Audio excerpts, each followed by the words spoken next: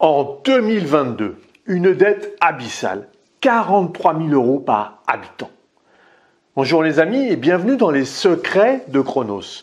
Je suis Thierry Doriot, votre coach en organisation et l'auteur de la méthode Chronos qui booste votre productivité. Aujourd'hui, nous allons aborder la dette maladie des gouvernements. Mais avant ça, laissez-moi vous dire que vous pouvez vous abonner à la chaîne en cliquant en dessous et c'est le meilleur moyen de recevoir toutes les vidéos directement dans votre boîte mail. Et vous trouverez à la fin de cette vidéo un cadeau que je suis heureux de vous offrir. Alors l'endettement public de la France s'est aggravé de 88,8 milliards d'euros au premier trimestre et a franchi la barre des 2900 milliards d'euros selon l'INSEE. Colossal.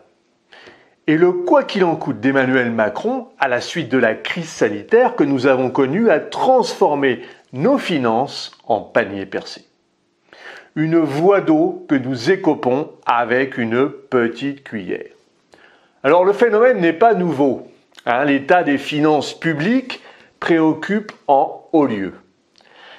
Ces derniers mois, la dégradation des comptes publics a fait l'objet de nombreuses mises en garde des grands argentiers de l'État, de la Banque de France à la Cour des comptes.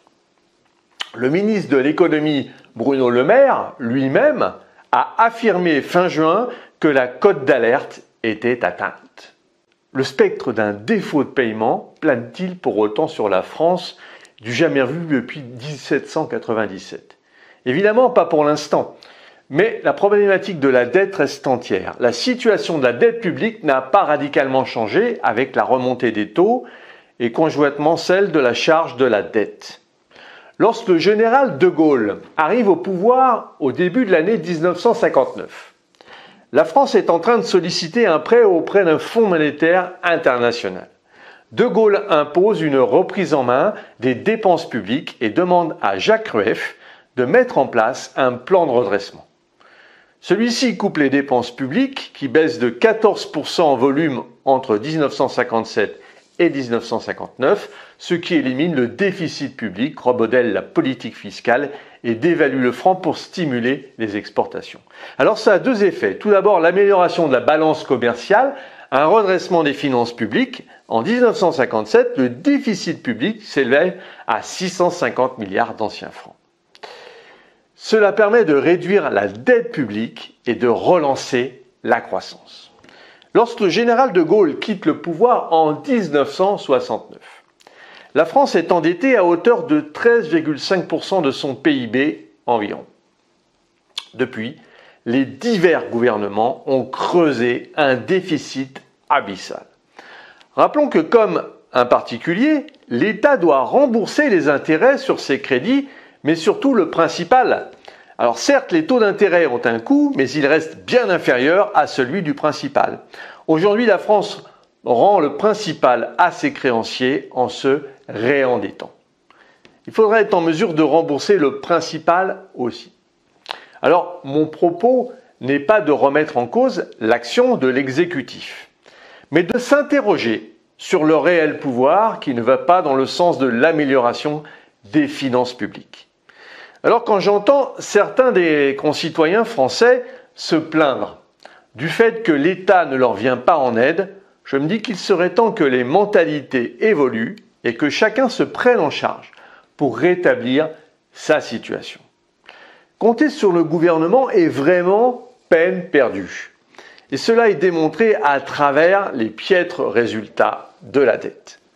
La seule personne qui puisse influencer vos finances, c'est vous-même.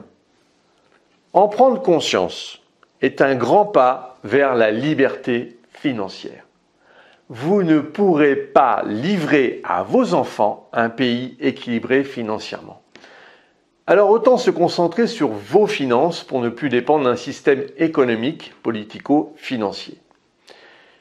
Les personnes que je coach comprennent que le seul pouvoir qu'ils détiennent est celui de la gestion de leur temps pour améliorer leurs finances. C'est effectivement la seule variable qui évolue dans le même sens. Le temps passé ne se retrouve plus. Votre liberté financière passe par une meilleure exploitation de votre temps disponible pour développer des activités qui vous tiennent à cœur. Alors, cessez de croire que le gouvernement vous viendra en aide. Vous êtes seul responsable de votre avenir et c'est à votre adaptabilité à gérer vos priorités qui fera la différence. En revanche, ne vous trompez pas sur les projets qui vous permettent d'acquérir votre liberté financière. Formez-vous.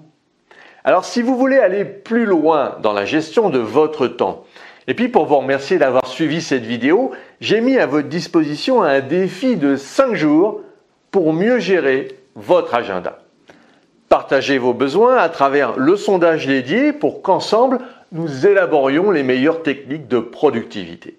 Vous avez également la possibilité de prendre un coaching d'1 demi-heure avec moi et vous avez le lien dans la description. Alors n'hésitez pas à liker, commenter, partager cette vidéo et puis retrouvez-moi sur le site internet www.lessecretsdechronos.com. À très vite les amis!